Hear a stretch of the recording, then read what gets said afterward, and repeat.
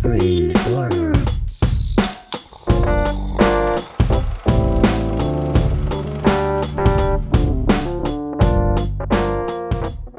Hello and welcome to Screen Slurps, the movie review podcast where we discuss everything that is good, that is bad, and that is savage in the world of cinema. I'm Adam Meisner. And I'm Dash Gearhart. Welcome to Screen Slurps, everybody. We hope you're all doing well. The world is fucking crazy. No kidding. But hopefully we provide a little relief every now and then and entertain you with some movie opinions and facts and talk and hang out with your buds, because that's what the show is all about. I'm feeling relief with Flamin' Hot Cheetos right now. That's in your mouth with Flaming Hot Cheetos with Adam.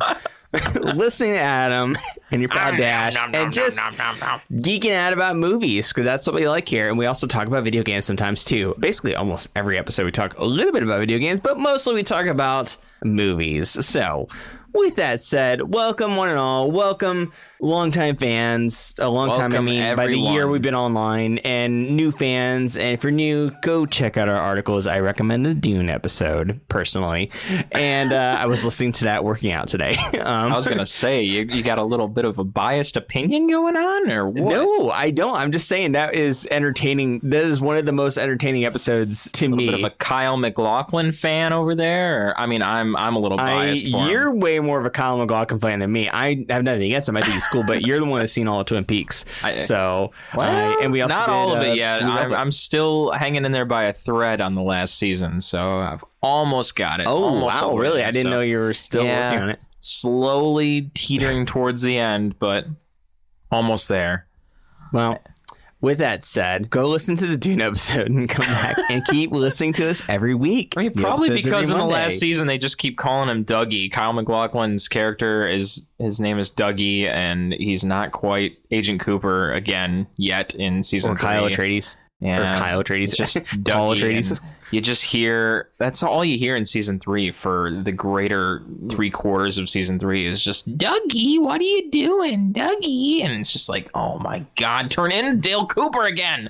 Be Dale Cooper. Call me Muad'Dib. Dune reference. Anyway. Moving on. Anyway, I gotta ask you, buddy, like I do every week, which is, what have you been slide slurping this week? We like to talk about stuff we've been listening, playing, watching, maybe making or working on, besides watching the movie that we do every week. And this movie is Ma Rainey's Black Bottom, the 2020 American drama film. And we're gonna be getting into that. But before that, let's talk about what we've been doing this past week besides watching that movie. So, Adam, tell me your side slurps. Well, this past weekend was Mother's Day, so shout out to all the mothers out there. Shout out to all the mamas. Moms. Shout out to Big Mama's house for all the film lovers out there.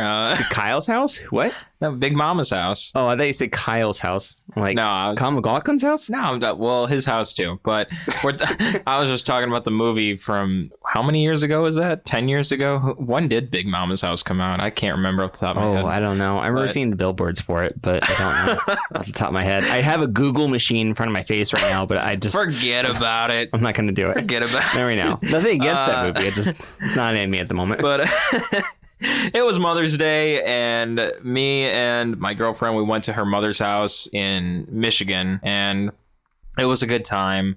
I actually got to play an Oculus Quest 2 because in our contemporary land of lands, that's what's popular right now is virtual reality, and they happen to have one. They happen to have an Oculus Quest 2 there, and I haven't played one before, and so I figured, you know what, now's the time. I'll give it a try, and wow, was that an interesting time. And virtual reality, I'd like to say that it's all the same, but the Oculus Quest was really quite immersive and really took you in there. And I can't think of a better definer than that. It really just sucks you in. And I played the game, what was it, Beat Quest or Beat Saber? Or it sounds like I'm talking about Star Wars. Beat Saber. Yeah, it really, both of the controllers in your hands are like lightsabers. And the music that you play to, you have to swing and hit these boxes in time with the music.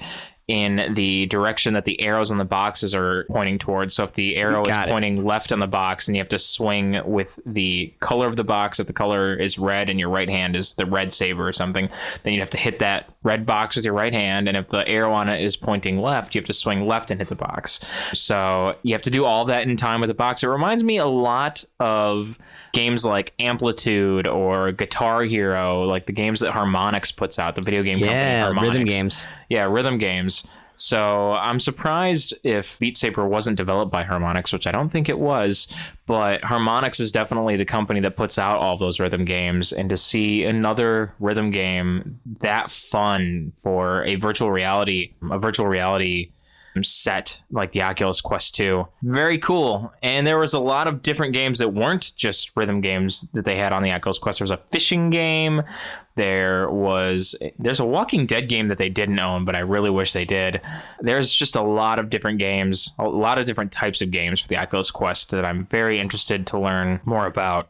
And other than the Oculus Quest, I watched the final episodes of The Circle, learned all about that, I believe, on the last episode. So that's all said and done. I watched the final episodes of Too Hot to Handle, which had one of the contestants from The Circle on Too Hot to Handle. She did that before she was on The Circle, but Chloe, she was on Too Hot to Handle. And of course, Too Hot to Handle is a show where all of the contestants think they're going on this glamorous vacation. Little do they know that instead of a glamorous vacation, they actually show up and none of them can have sex with one another, even though they're all attractive. So lo and behold, they're all in peril because they can't touch one another. So to earn $100,000, they can't kiss and they can't have sex. And wait, for how long? It's like a month. So they have to go for like a few weeks to a month without. Can they do other stuff on their own by themselves? No, they can't masturbate either. Okay, that's what I was getting at.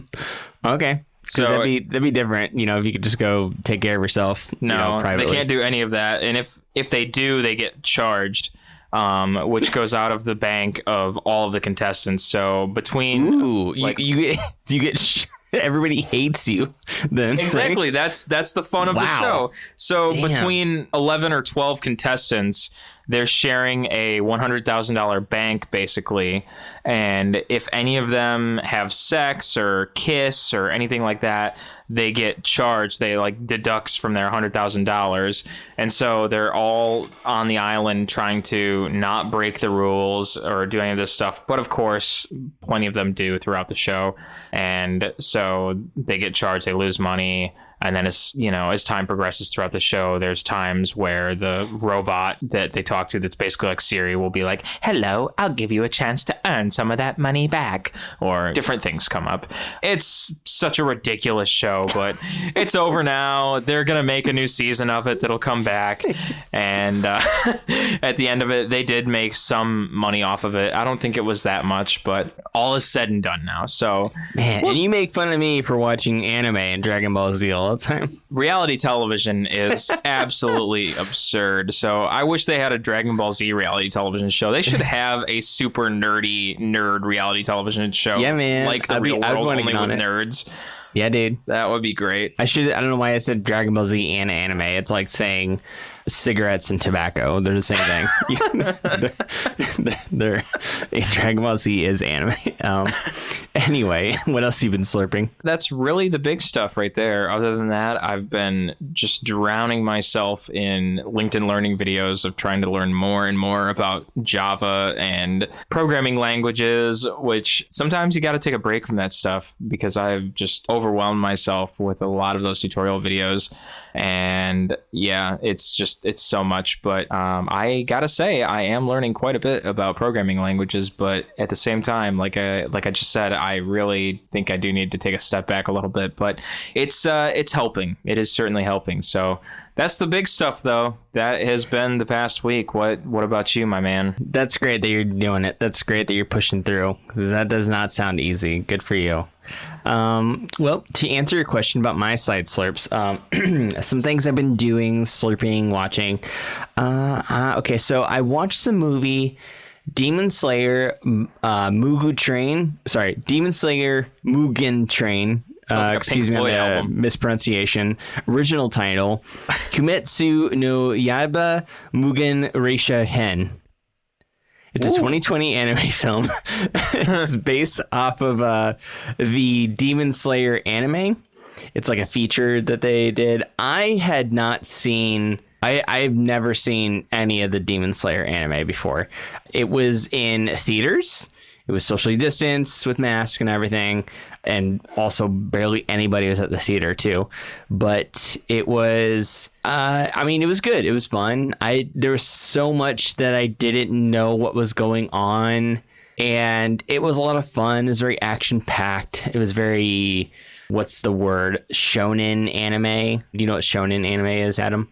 I have heard of shonen anime, but I could go for a refresher on that one. I mean, to water it down, to kind of just simplify it, it's basically anime for like, and this is, considering what one might think about gender roles and stuff, because this doesn't apply to every male, but it's basically anime for young men or young boys.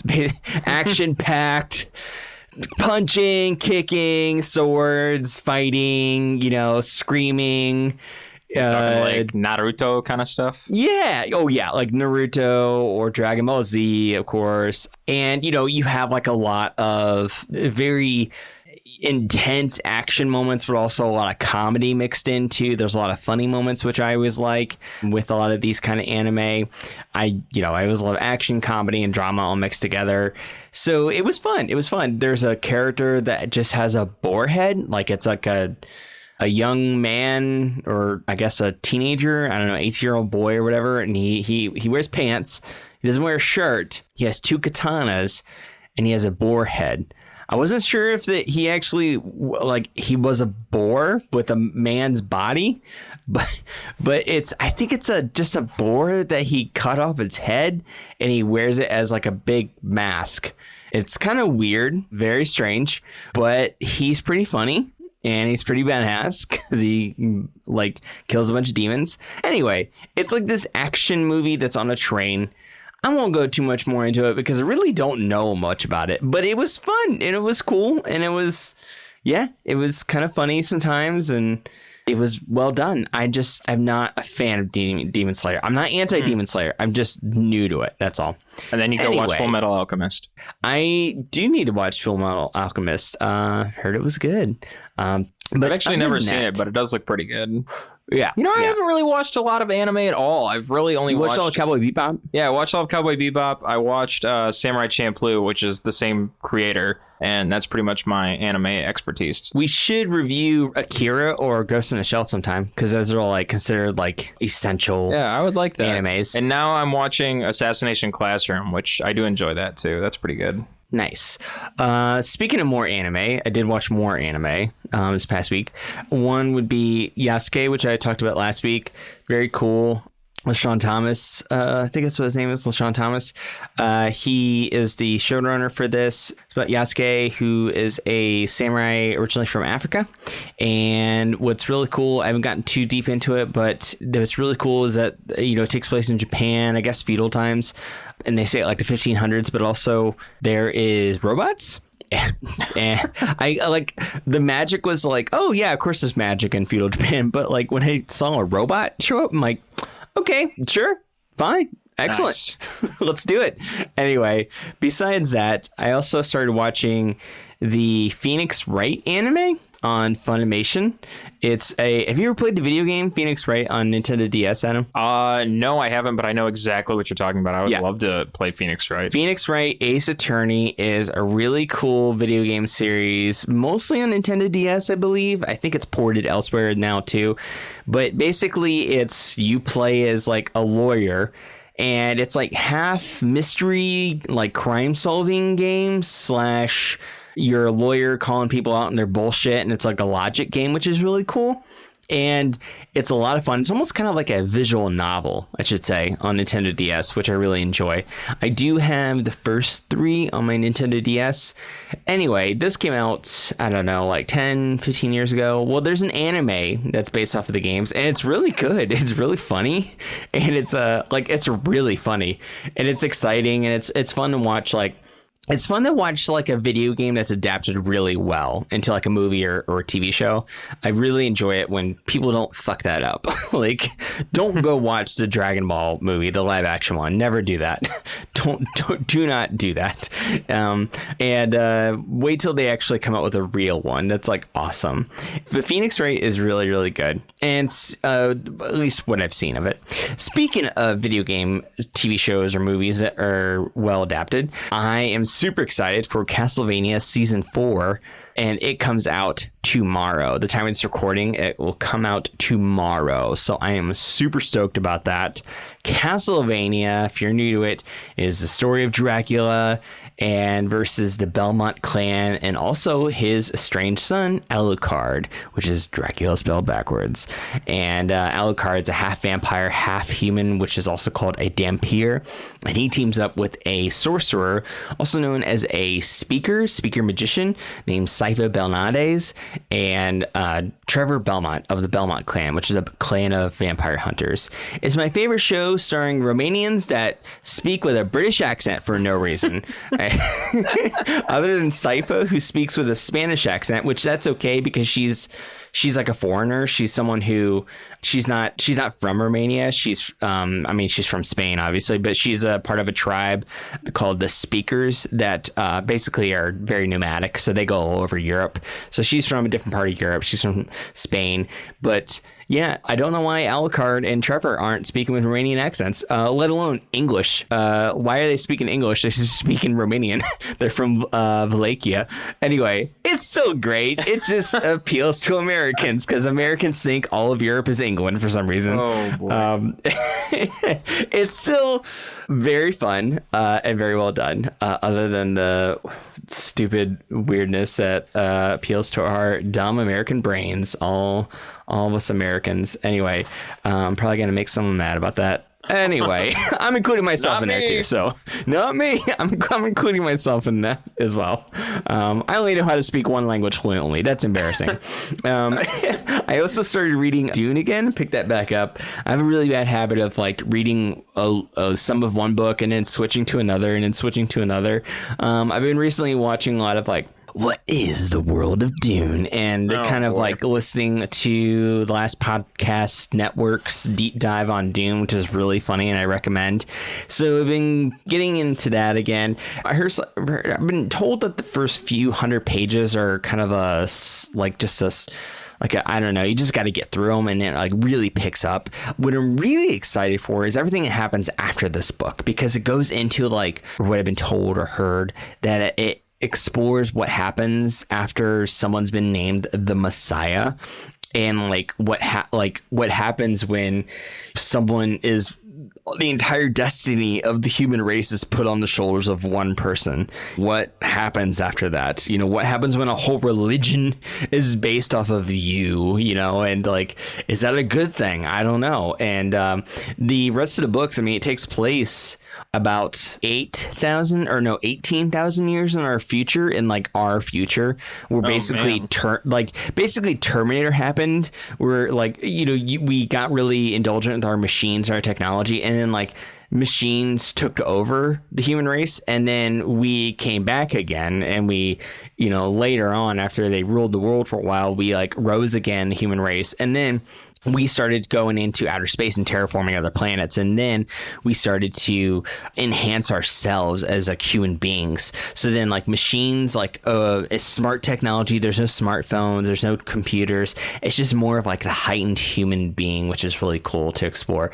But anyway, even after that takes place thousands and thousands of years in the future of our future.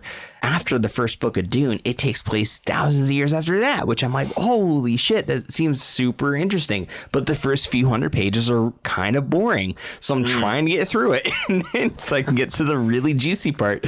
So, yeah, the whole concept is really cool. Also, man, that David Lynch film, I was listening to that episode that we did over a year ago, and pow! It was just, it's I like that exists still. I like that the Baron Harkonnen, how you pronounce it, is just like this guy in suspenders floating on the ceiling, spinning, going, ha, ha, ha, ha, ha, ha, ha. Oh no! Oh no! Give me your heart. He's just disgusting.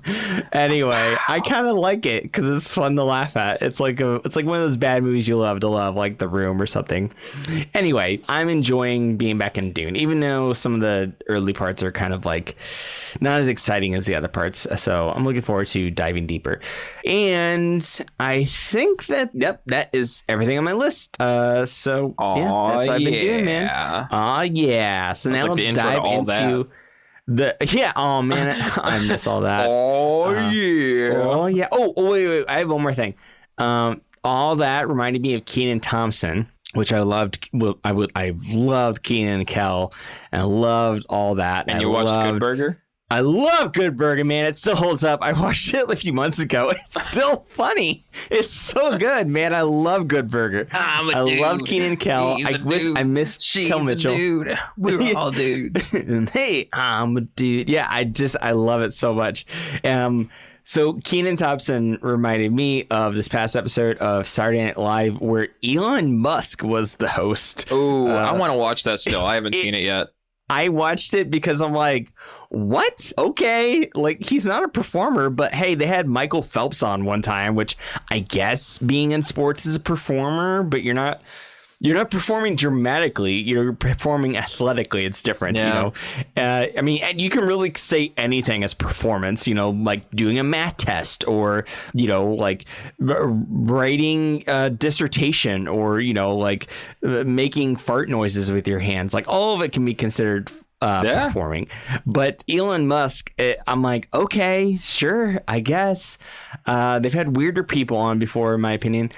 Let me ask you this, Adam, and we won't dive too much deeper into it because I also don't want to get into the whole controversy of it. I don't know that much about Elon Musk other than he has over $100 billion, dude. Can you imagine? He has over $100 billion in his front pocket, like in his like little coin pocket of his jeans. It's all in there, all in that little tiny pocket. 100 billion. It can fit there because he's all into like cryptocurrency and stuff.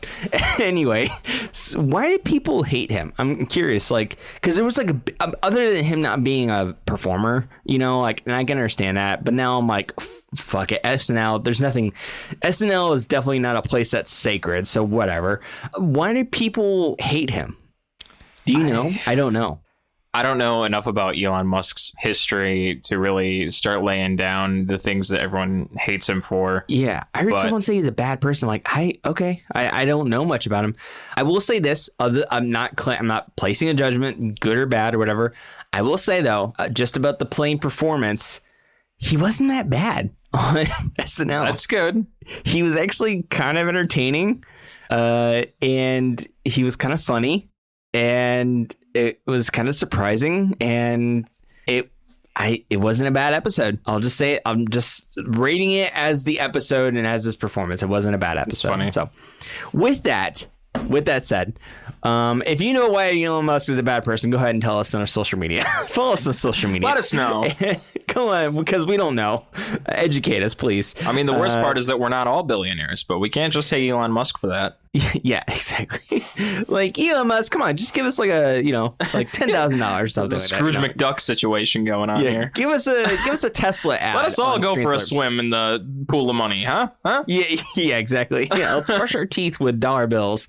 Anyway, so this week's movie is Ma Rainey's Black Bottom. That's right. It's a 2020 American drama film directed by George C. Wolfe and written by Ruben Santiago Hudson, based on the play of the same name. This is by August Wilson, and it's our second movie in a row which we did an adaptation of a play, which we did The Father last week, which was also based off of a play by the same name. Yeah, play. Anyway, The film and its source play focus on Ma Rainey, an influential blues singer, and dramatize a turbulent recording session in 1920 Chicago. It was produced by Denzel Washington, Todd Blake, and Danny Wolfe. The film stars Viola Davis and the late, great Chadwick Boseman, with Glenn Turman, Coleman Domingo, and Michael Potts in supporting roles. The film was originally announced alongside Washington's Fences in 2013 as part of his 10-picture deal with HBO. Right. The adaptation eventually moved to Netflix, and filming began in Pittsburgh in 2019. Boseman died tragically during post-production in August 2020, making Black Bottom his final film appearance. The film is dedicated to his memory. Ma Rainey's Black Bottom began a limited theatrical release on November 25th, 2020, before beginning to stream on Netflix on December 18th. The film was acclaimed by critics who lauded the performances of Davis and Boseman, as well as the costume design and production values. It was named as one of the 10 best films of 2020 by the American Film Institute. The film received 5 Academy Award nominations at the 93rd Academy Awards, including Best Actress for Davis, Best Actor for Boseman, winning 2 Makeup and Hairstyling and Costume Design Awards. Additionally, the film received 8 Critics' Choice Movie Awards nominations and 9 NAACP Image Award nominations, including Outstanding Motion Picture, with Davis and Boseman both winning lead acting awards. Davis and Boseman also won lead acting awards for the performances at the Screen Actor Guild Awards, making history as the first black actors to win in leading categories in the same year, both receiving nominations at the Golden Globes, with Boseman posthumously winning Best Actor for Motion Picture Drama. And yeah, it was 94 minutes long, and it made 20 to 22.5 million at the box office. And the cinematography, which I also want to note because it was really good, Tobias A. Schleiser, I think that's how you pronounce it. I could be wrong. And it was edited by Andrew. I don't think the film made 20 to 22 million. I think that's just the budget. Thank you for correcting me. Yeah, it was the budget was 20 to 22.5 million. You are correct, Adam. Thank you. Yeah, man. The production company was Escape Artists, and and it's on Netflix. Adam, what did you think of Ma Rainey's Black Bottom? Yeah, I thought the film was great. The film was also, it was produced by Denzel Washington, which I thought was certainly interesting that he was one of the producers on this. I didn't know Denzel Washington was much of a producer. I never really thought of Denzel Washington as a producer. Well, there's a connection between him and Chadwick Boseman, because Chadwick Boseman had a scholarship in school when he was studying to be an actor, and it was funded by Denzel Washington, and he got it, and later he told him about it after he became famous, and he's like, Denzel Washington made the joke, he's like, oh, so you owe me money. I'm just guessing. I'm curious, since they had that nice, good connection between each other, I'm curious if I don't know, but also I don't know if that would spark him to produce. But you're right. This is the first thing I think I've ever heard of him producing before. Yeah, that really stood out to me that he was a producer on this. But I caught that after I watched the movie when I was seeing the credits on this. But in terms of the movie, in terms of the whole synopsis on all of this, wow, the movie as a whole really just lit a match in my mind when this thing opened up. First of all, I love that this is classic Chicago, it's taken place, I believe this is 1927. So yep. Classic 1920s in Chicago, very segregated times. That's really the foundation for this movie, is the fact that these are the segregated times. And that's kind of laying the groundwork. And Prohibition, right? Yeah. I believe so, yeah. Prohibition era. And that's really the groundwork for the beginning of this. And I really enjoyed the fact that the band that shows up at the recording studio, they all show up before Chadwick Boseman's character, Levy, and they show up before Ma Rainey shows up. And they're all getting along just fine. They all are great friends. And they're all doing this not because, they're in love with Ma Rainey as a musician or anything like that, but this is their employment. This is their job. And to them, it's really all, they all seem like they do enjoy doing this, but to them, they make it really sound like, you know what, I'm here to do this and I'm tired and, I'm going to record these songs and then I'm going to go home. And they make it sound like it's just a 9 to 5 to them. And to me, I was kind of thinking about that. Wow, it's just a job to these guys, which that's okay. That's cool. Being a studio musician and thinking of your job as a 9 to 5, just a regular job. That's one way to look at it. And that's fine. You're playing for another performing musician and it's not your own music. So I can get that. You're just a session musician. So that's one way to look at it. But when Chadwick Boseman shows up, he's got a completely different outlook on this. And yes, he's also just a session studio musician, but he has a completely different perspective on this. His character is cocky. He is a little bit of a narcissist. He's very full of himself, and he's got big dreams. Yeah, he wants to have his own band, and he's also getting along with the guys in the band too. But he's got his own version of Ma Rainey's music, and he's thinking that that's what they're going to play in the studio that day. And even the recording engineer is thinking that's what they're going to play. And that was the introduction to the conflict of the movie. And I really enjoyed that. And I thought that Chadwick Boseman was really playing that up really, really well. And when you and I, DJ, were talking about if, we were sort of, I don't know if you were really having your doubts, but I'm going to phrase it as when we were having our doubts, so to speak, on whether or not Chadwick Boseman's performance in this movie would hold up against Anthony Hopkins' performance in The Father in terms of the best actor at the Academy Awards, whether it would be like, okay, who was more deserving of the Best Actor award at the Academy Awards? Would it be Anthony Hopkins' performance in The Father or Chadwick Boseman's performance in Ma Rainey when we hadn't seen Ma Rainey's Black Bottom yet? Now it's really a fight, because after seeing both movies, I don't know, because Chadwick Boseman's performance in this movie really had me on the edge of my seat in terms of seeing this. That's good. Seeing Anthony Hopkins' performance in The Father had me thinking to myself the entire time, wow, I really believe this guy is really suffering dementia, and really, like, there's not a doubt in my mind about his performance.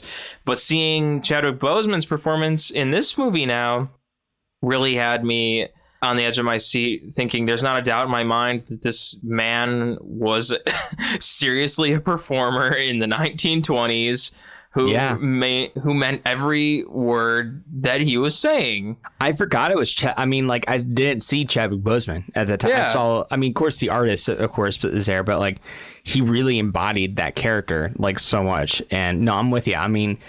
It's hard because at first I'm like, why Anthony Hopkins? Even though he dedicated to Chadwick Boseman and the Academy Awards, but he was great in The Father. He was really good.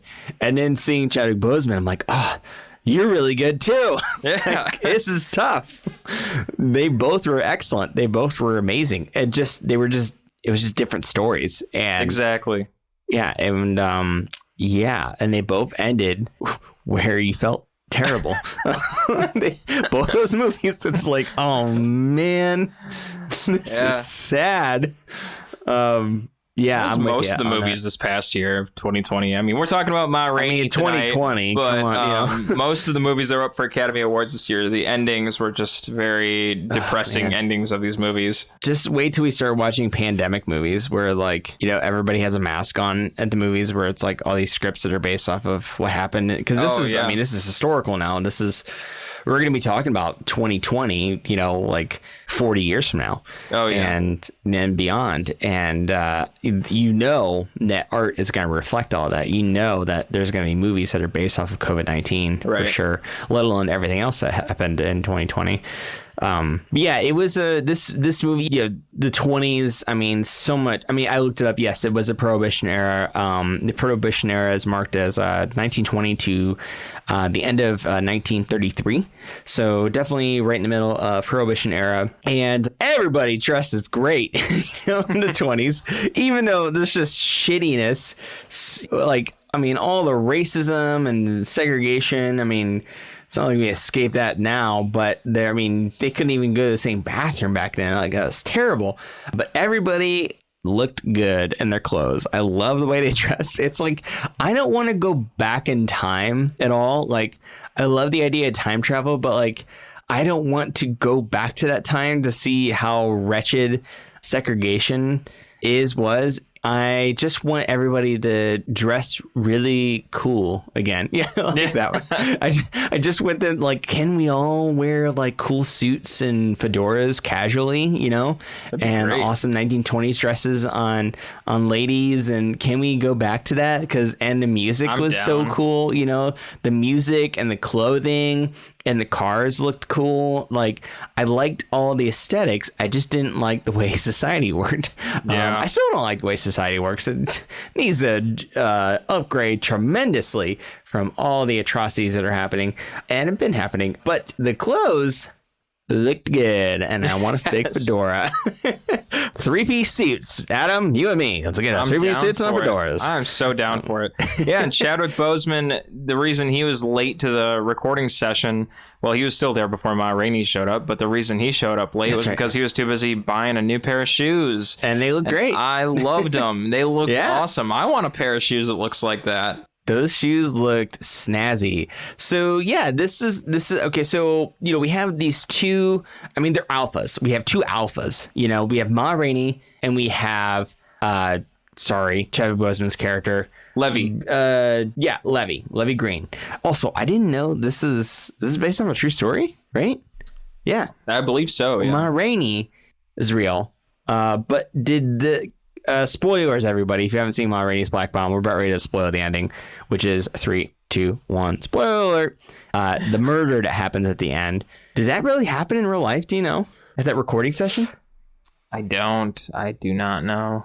Well, so you have these two alphas, both alphas in music. You have one that's experienced, one has like made her name, one that's at the top, and especially at the time where it's hard for me to, I want to say even more racist back then, but nowadays, like, who knows? I was like, have we got any better? I don't know, which is so unfortunate. But at least at that point, people were segregated in their schools, voting rights. I mean, you couldn't even, two couples of different races or ethnicities couldn't even marry each other. So, I mean, things are, there were things that were definitely worse in terms of those topics. So for Ma Rainey to be so prominent in the music industry and having white men basically like, oh no, please come back, no, like just like bowing at her feet, like knowing her worth and like how amazing she is and how talented she is, and to that like if they lose her, they're fucked. They're not gonna make any money. So she was powerful, which is so cool to see. And Levy, he's like, no, I can be that too. Like I have it in me. And this guy, as we learn, especially through that first big monologue that he has, which is just heartbreaking and so incredibly performed. At that moment, it's almost like, oh yeah, of course this was adapted to a film. This is adapted from a play. This is very theatrical, just like the Father was. There's a lot of like, especially with my theater background, there's a lot of like really intense, good monologues. A lot of drama on theater definitely does have that. There's a lot of like playing with like a singular space. Most of the film takes place just in that recording studio, especially that recording room. And that really surprised me too. Room. Yeah, watching this movie and seeing that it was all just, soloed out to that rehearsal room, I was thinking to myself, isn't this going to move somewhere else? Like, don't they have to go record this song? And they did move to recording the song in the recording studio. The studio, but very few times. It was just that recording studio a couple times. And so I think that's cool because it's almost kind of like paying homage to theater. because a lot of like theater and not every play, but like especially when you don't have a big budget with doing a theater production, you kind of have to do everything in one space. I mean, if you ever seen True West, all of it takes place in one room between the brothers, and you have very limited space, which also breeds a lot of creativity, which is really cool with the limitation. So you have like just these two rooms. You have the rehearsal room, you have the recording studio, and the hallways a little bit, but that's kind of played with it just like almost kind of like with like transition scenes for the most part.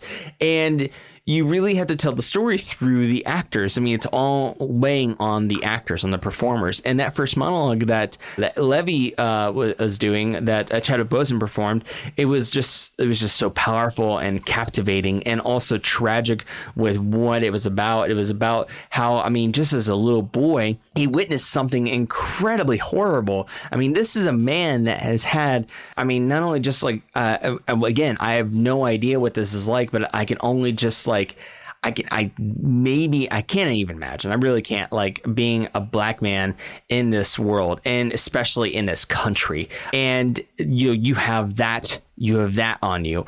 But also, he had his mother like violently abducted and sexually assaulted by a gang of white men in front of him as he was a little boy.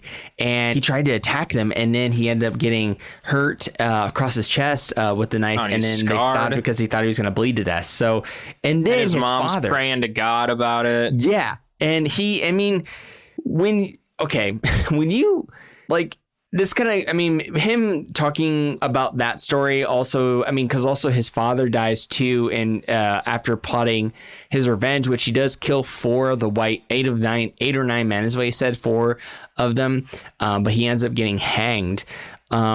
With Levy's, he has like this other monologue too, where he basically talks about God, and it's like, if God exists, obviously God's okay with a lot of evil things happening. God lets a lot of, I mean, unless it's like, especially with like people of color, unless like the afterlife includes them getting like just roller coasters and blown for all of eternity I mean, all jokes aside, I mean, I thought that was also it has to be very something really good to counteract all the horribleness in life, especially with the systemic racism and attacking like that. But like, if God exists, then obviously they're pretty okay with letting a lot of like evil things happening. Yeah. Especially for people, an ethnicity of people, or various ethnic groups. Well, see, when Levy started talking about that, I thought that was a really interesting part of the film, because he started bringing that up because Cutler was talking about how God was there to help, and how with his family, he had a story how, God was this wonderful being, and how he was having this, soppy, sad story that he was telling Toledo and Slow Drag in the rehearsal room, how, God was so wonderful. And that's when Levy kind of intervened, like, yeah, if God is so great, then where was he when my mother was calling out to him? And it was such a, I don't want to say wonderful turnaround, but it was a great contrast that Levy had by saying, where was God, and how is God ever there for, anyone if my mom's calling out for him and he's never there for all of these other things. And then on top of that, he's like, fine, let him kill me. Let him kill me then. If I on had top of that, Levy pulls out a knife. He pulls out a knife on all of them, and he's just like, yeah, where's God now? If God's so great, where is he now? He'll come down and save you. And I was just thinking to myself, watching this, like, wow, he's really turning this up a notch if he's going to try and knife everyone. Like, that's well, I mean, really, and he kept bringing up, he's like, where was God when my mother was attacked? Like when she was sexually assaulted by various men. What happened? Where was God when my dad was hanged? Where was God?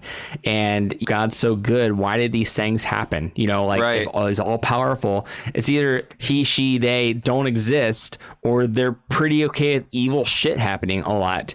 And if it's all for like a lesson, then it's like, then heaven has to be way better for these people that got horribly tortured in life. So it's like, I don't know what the master plan is.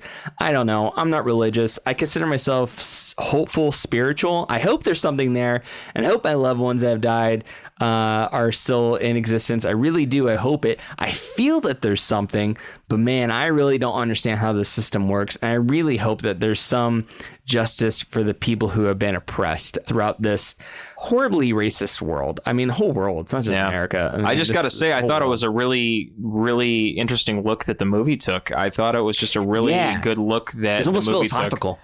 Yeah. And I mean, I'm not saying I dig trauma. What I'm trying to say is I dig conversations. No, and I agree completely. Like, let's think about this more. Yeah. You know, it's existential, you know? Yeah. It's like, and no one really knows for sure, you know? I mean, at least I don't. I'm one man in this universe. How could I know? I mean, I'd feel the same way that that Levy felt in that situation, where growing up as a child to be that traumatized from what both of your parents go through and having to live with that your entire life, and then to hear someone from another room just like, oh, isn't God wonderful? Isn't he just the best thing ever? And it's like, oh, really? You want to say that about God? Yeah. It's real easy to be a Christian or, you know, whatever, when everything's like pretty okay for you, you know? Like, when things, I mean, I'm not saying like the other guys, especially black men in America, have had it easy at all. And that's not what I'm saying. But like, I don't know, maybe they didn't go through what Levy went through when he was a kid. I don't know. You know, that's why I don't demonize him, like, because he has had to, I'm only guessing, of course, like that he has had to fight for a place in his heart, psychologically, spiritually, that he is worth something, that he's worth more, that he wants more, he craves more, he knows it could be great, he knows there's no other way. It's either that or like just, you know, lie down and be still. Like, no, he's gonna keep moving. And he has had people just like, you know, shit on him. They're all kind of, I mean, granted, yes, he is very what's the word, strong, in your face. He's very in your face, you know? I mean, this entire movie, he's got to do that, because not only does the band, shit on him for him wanting to have his own band. Yeah, because he's just like, I want my own band. I write my own songs. Yeah, he thinks that he can have his own band, and he's got ideas. The recording producers are telling him, oh, yeah, you got great ideas, and yeah, we'll help you out. So he's telling them, yeah, see, they support me, and they think he's full of crap, and he's telling them, no, see, they think I'm smart. And then Ma Rainey hates him. Ma Rainey thinks he's full of crap. So he doesn't even care about that. He's like, I like how Ma Rainey has the respect, but he's like, I don't bow to Ma Rainey, you know? Even him, he's like, I'm not going to bow to her. And they're like, oh, let's, you know, and his bandmates are kind of being 1920s boomers, where they're like, kid, you know, what do you know? You know, young guy that's like full of dreams. Well, you'll see, you know, just kind of like dream killers. And so like that would be very frustrating, you know. And then towards the end, when he's like, okay, cool, well, whatever, got fired from Ma Rainey, sure, whatever, you know, I didn't want to do this anyway. And then also, he totally banged her girlfriend, and yikes, yeah, and he, you know, he's like getting ready to pack his bags, whatever, you know, he's in the recording studio, and they get their payments and stuff, and he's like, you know, talking to the studio head, it's like, hey, well, you know, are we gonna, you know, record the music that I gave? Oh, that pissed me off, man. Yeah, and he's like, well, you know, it's not what we're looking for, and here's $5 per song. And he's like, no. He's like, I don't want $5 per song. I want to record. I'll get a band and let's record. And over, he just kept denying him, and it's just like, fuck. And then he has to go back in there to all the guys that he was talking about, like recording and stuff. And then when his shoes get stepped on, the one thing that he got from that day, other than banging Ma Rainey's girlfriend, the one thing that he got that day that was awesome was his shoes. And he gets stepped on. His $8 pair of shoes. Yeah.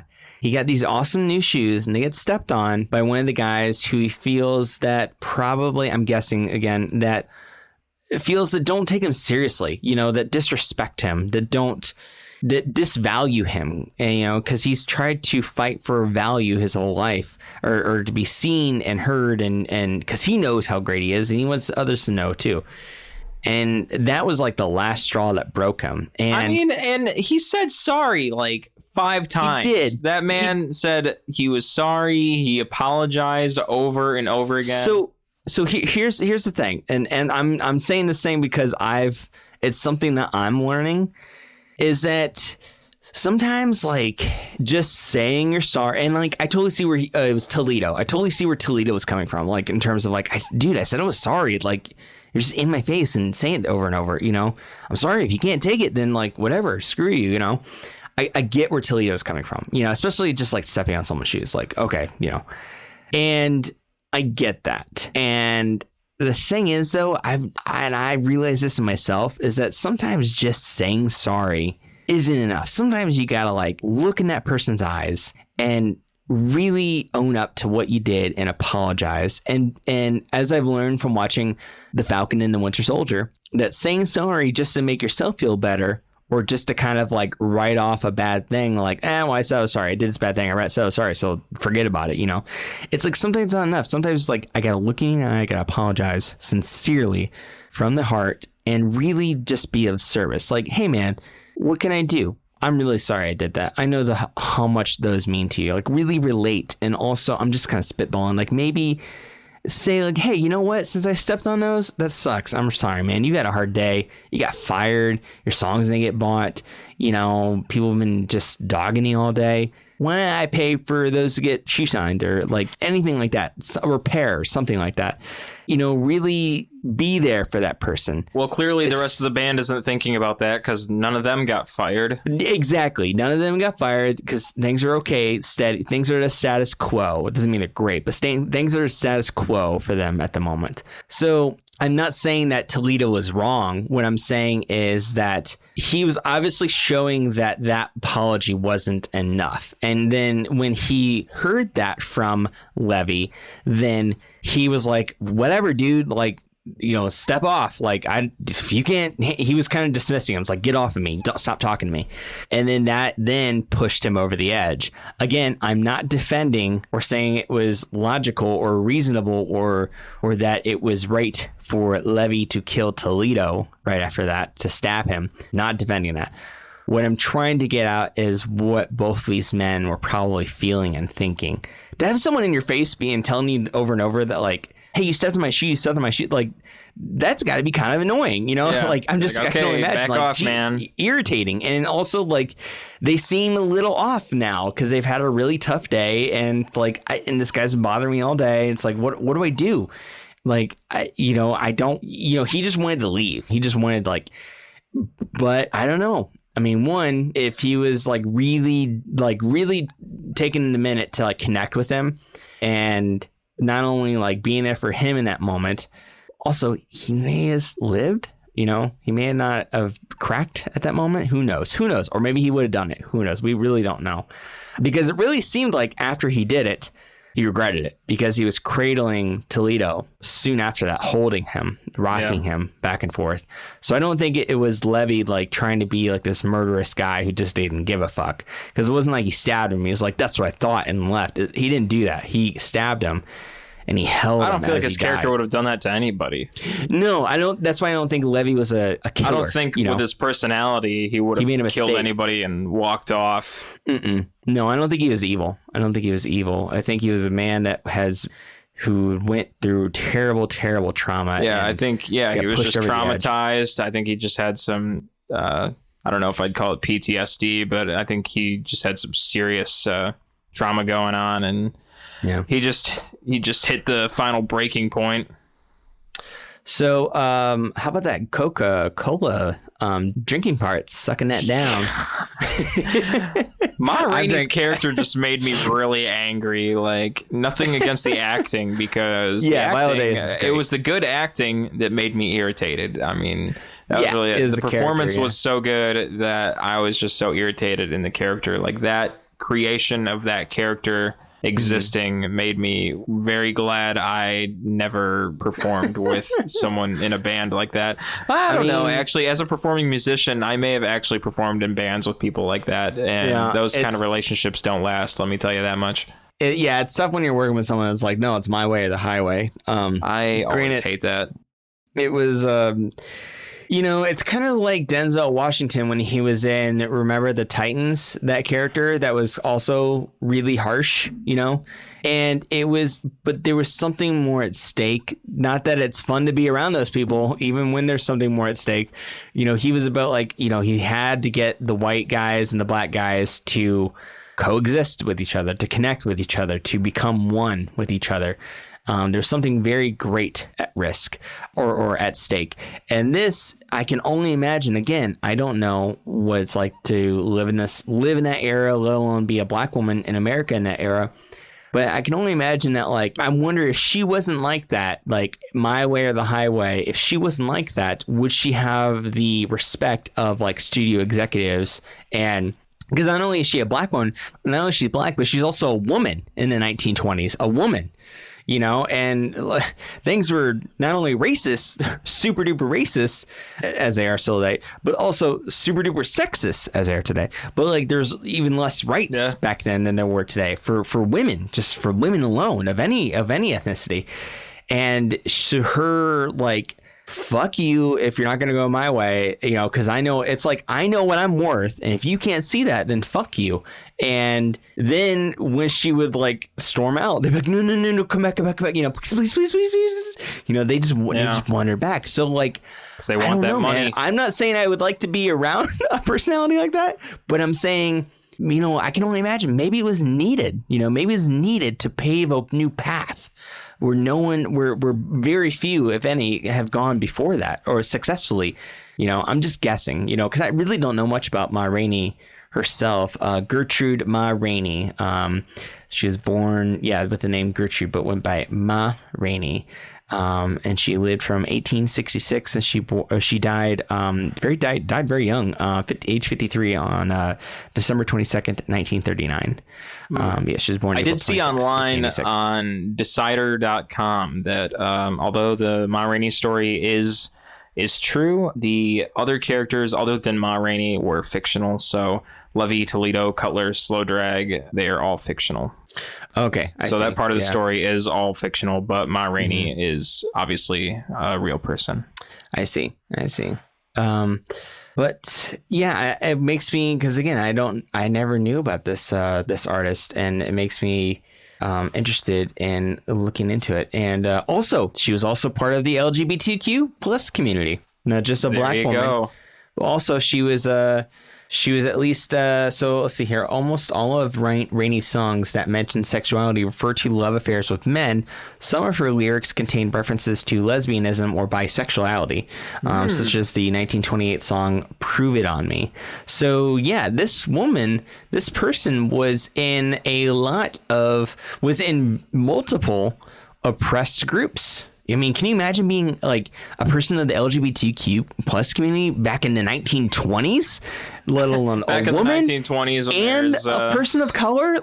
Holy shit! Of course she had to be a tough ass. Of course she had to have just a power fist punching her way through. Back in the 1920s, they'd be like, "Gay? What does that mean?" Yeah. Happy. Yeah. They think that what was it? That gay is something new. Again, it's a thing that I don't have any experience in this life. I just try to have my best to have empathy. I don't know what it's like to be a person of the LGBTQ plus community, but I do my best and learning to do even better to be an ally, a strong ally, of course, of women and people of color, for sure. I can only. What was it? I heard on Monday. I was doing a stream at Journey Punks with my one of my teammates, Canoodle, and she told me the fact that what we see of Jesus today, on all these Renaissance paintings, white Jesus, which is super inaccurate. Jesus was at least brown. True Jesus was brown, but the Jesus that we usually see today, the fake Jesus, fictional Jesus, is based off of Michelangelo's boyfriend. So my point with that is that gay is nothing new. Gay is nothing new, and people act like, "Well, I never even heard of the two men or two women." What are you talking about, what? Sonny? That's all you are new. No. They're not new. They've just been erased from history. They've been pushed off to the side, and people have made movies about them, wrote books about them because it's like, ew, they're not going to sell or whatever. I'm not saying me, ew, them.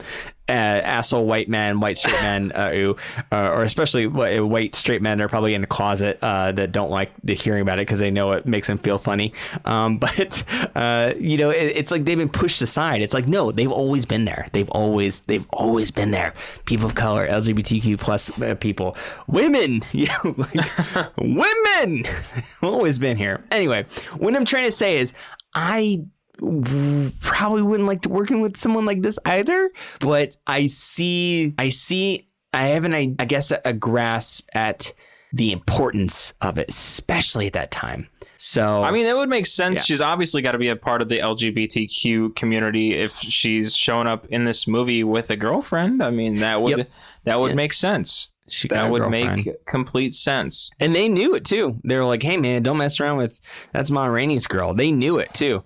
They knew that it was her girlfriend and that Levy shouldn't be having sex with her. It's like, dude, don't she's going to kill you. But he did. Yeah. And he got fired, so. He didn't get fired for that, though.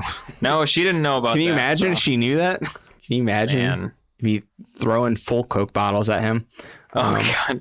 Slurping on that Coke bottle. That was a very strange scene. I'm not gonna lie. I kind of liked it. I think it was meant to be a little funny.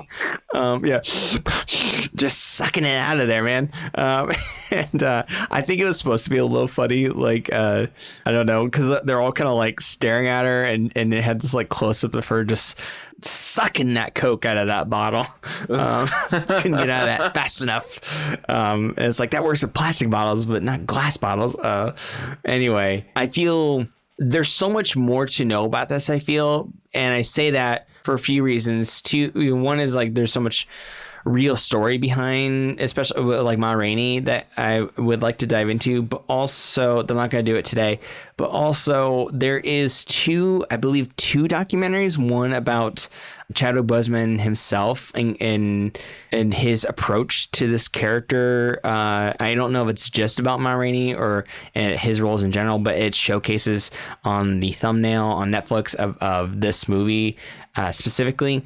I really want to watch that. And I really want to watch, there's also another movie about just like the general making of, I believe it has Denzel Washington on the thumbnail, to get into behind the scenes of Ma Rainey. So listeners, I apologize, I did not watch those as well, but I may speak of them later on our side slurps for the next couple future episodes. I think there's more to know about this, and I waited too late in the week to watch this movie and realized like, oh, there's a lot more to know, and I want to dive more into that. So I'll probably be speaking about that during side slurps. But this movie was, very highly acclaimed. It holds a 98% on Rotten Tomatoes, and also Justin Chang from the Los Angeles Times wrote, Boseman evincing the same integrity he clung to his entire career, refusing to soft pedal the destination. He imparts to this seething, shattering man the gift of a broken soul, driven by anger and trauma, and makes him all the more human for it. His final moments of screen time are among his darkest and also his finest. Eric Kahn of IndieWire gave the film a B grade and praised Bowman's and Davis's performances, saying, all of this would be more concerning if Ma Rainey's Black Bottom didn't turn on Wilson's crackling dialogue and a jazzy pace on par with the music. Above all, the music amounts to a solid resurrection that doesn't muck up the bulk of what made the play click in the first place. Interesting. Also, maybe want to watch the play once plays are a thing again. There's plenty of plays I'd like to see when that becomes a thing again. Yeah. Let's go see The Father and Ma Rainey's Black Bottom, Adam. That would be great. COVID stuff when things start opening back up because of after COVID. What did you think about this, pal? Let's go into our final. Unless you have more factoids, let's move into our final review, our slurps up, slurps down. Yeah, I'm ready to go. Okay, folks. So if Adam gives it a slurps up, means he likes it, he recommends it. If he gives it the opposite, slurps down, means the opposite of that. So we also kind of throw in some little extra tappings in there to kind of variate our very binary rating system. So Adam, what is your final review for Ma Rainey's Black Bottom? I got to give this one a slurp up. I got to slurp this one up because Chadwick Boseman was just lighting this movie on fire in the best way possible. I mean, this movie is absolutely just blowing my mind in the best way possible. How do I say this? I was really surprised with this movie as a whole. I was not expecting this movie to be pretty actually similar to The Father in the sense that a lot of this took place in one location for most of the film, and I thought it was absolutely fantastic for that very reason. So much drama, so much suspense, and just the acting was fantastic. And Chadwick Boseman's performance especially, I was just so amazed. I need to watch more movies with Chadwick Boseman in them, but especially this one was just so good. I think we covered so much of this movie. And there's still so much more we can talk about, but I'm going to be thinking about this movie a lot. Just the real relation to real life with this movie. I need to know more about the 1920s now. I really want to dig into history now after watching this movie. So that's the bottom line I've got on this. I think it was fantastic, and I'm going to give it a slurps up. Cool, dude. Good to hear. Mine's similar to yours, as per most of our reviews. Like, we usually agree. That giving a slurp down would be the good one because you're slurping it down, like you're slurping that movie down, gulping it down. But no, I see where you're going with this. It's the up. It's giving it an up. We're slurping it up. It's like we're facing down, and the drink, the movie drink, the straw's down, and we're slurping up in our heads, and then we're swallowing it, and it's going down again. Anyway, yes, I give Ma Rainey's Black Bottom a super slurps up. It is fantastic. It is very good. It is not a feel-good movie. Be warned. You're warned. That is not a feel-good movie, but it is an important movie. It's a good movie, and with my theater background, I loved seeing the theater influences on this film. I think it was very cool that it only took place in one building and primarily 1 to 2 rooms. And I think that just pushes actors to do it. It contains actors to where they can do more. You know, when you're like globetrotting and stuff, like maybe actors aren't, not always, but maybe actors don't get to do as much if like a story takes place all over the world. But when they're put in one place, you're gonna have conflict with each other. I used to be part of a dramatic improv team, and some of the scenes that I loved when we do, where like I think we had like a scene where we were all in just this cabin and we were stranded in this cabin together, and it was what we call a mono scene, which is basically like a 40-minute one scene where it all took place there in this cabin, and it was all improvised, and it was like what came out in those moments where we found out our relationships with each other, and like what do you say to someone when you think you're gonna die? What do you say, when you have all the time in the world, but also the time is ticking where you have limited time as well? And it was similar to this, where you see these people, like the deepest, darkest things that bothered Levy came out in these moments in this rehearsal room, and that's just like one bit of it, and it was tremendous. I mean, that's the best part of theater, in my opinion, of dramatic theater, straight theater as they call it, as opposed to like musical theater. Although you can have it in musical theater as well. It makes me miss the stage, being on it and also watching it. And they were amazing, man. I wish Chadwick Boseman was still alive, and I wish I could. I would want to see him on stage performing this. It'd be amazing to see him on stage performing this. But maybe in the next life, maybe hopefully there's an afterlife, and we can all see him on stage there. Mm-hmm. Yeah, man, this film was incredible. I want to dive more into it as well and learn more about the making of, and also Chadwick Boseman's approach to this character. And please go watch this. I recommend this tremendously. It's on Netflix. Ma Rainey's Black Bottom. Go watch it. Do yourself a favor. And then maybe eat some ice cream afterwards, because you're not going to feel that great afterwards. Treat yourself. But it's good. It's good. It's good for the soul. It's good for the soul. Don't feel bad about treating yourself some Ben and Jerry's. They're good company.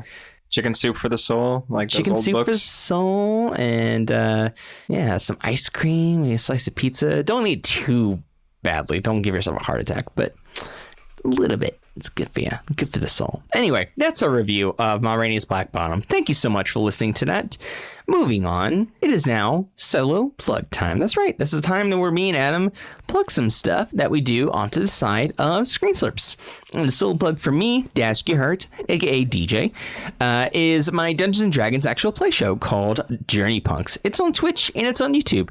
We stream at least every Monday at 7 p.m. Central Time, and we do the main show, which is a Dungeons & Dragons actual play show set in the Arcana Punk world of Eberron, which is very cool. It has like anything from like time travel to dinosaurs to pirates to magic tech, like magic technology, robots, pirates, ninjas, and also, classic D&D stuff too. So we play in that world, and all the episodes are on YouTube and our Twitch channel. And yeah, if you tune into us on Mondays, you can see us live and kind of post and chat. And we also do a companion show called J-Punk Junk, which the episodes are also on Twitch and YouTube. It's basically kind of a talk show, companion show where we hang out and talk about the game and talk about really anything, things with the chat, people in the chat, or any questions people have about the characters and stuff. And it's almost kind of podcasty, almost kind of hang out. But check that out. That's it. Journey Punks on YouTube. Also, Twitch is twitch.tv/journeypunks. That's twitch.tv/JOURNEYPUNKS. Adam, what would you like to solo plug, my friend? You can catch me on Instagram, Twitter, and SoundCloud at Adam Meisner. I am also on Twitch at /A-Meisner, and I also record music. I record original songs. I record covers from time to time, and you just let me know what you want to hear, and I will more than likely 99.9% chance of recording it for you. Just let me know. Could you do an R&B song of that amazing sweater that you have on right now? That's my favorite Adam sweater, the red and black Adam sweater. Can you improvise an R&B song about it? I got to figure out how I'm going to pick that up here. Just like take your time. We can fix it in post. I need like a drum beat to back me.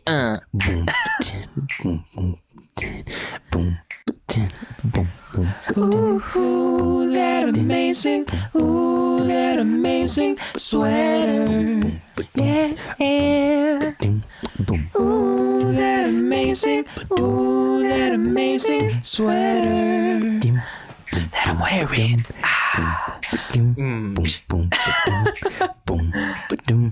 I like to wear my sweater everywhere I go. And that's about all I can talk about right now. Is wearing my amazing sweater. My sweater. 'Cause it's nice and warm. So warm. On my body. On my body. That wraps up for this episode of Screen Slurps, everybody. Thanks for listening. Please be sure to /follow us on social media. And we release new episodes every Monday on Spotify, Apple Podcasts, and just about everywhere you can find podcasts on the internet. And be sure to follow and subscribe to us on those platforms. And if you like our show, please give us a nice 5-star review in the Apple Podcast app and recommend us to everyone in your multiverse. It sincerely helps us. You listeners, the ones that like us and listen to us, you telling your friends, your family that, hey, Screen Slurps is a great movie review podcast. Adam Dash are fun guys, and it's fun to listen to them. There's new episodes every Monday. You can help us grow. So thank you so much. So, closing out, this is Dash Gerhardt. And I'm Adam Meisner. Have a great day, night, evening, life, and we'll catch you next time. Later, Gators.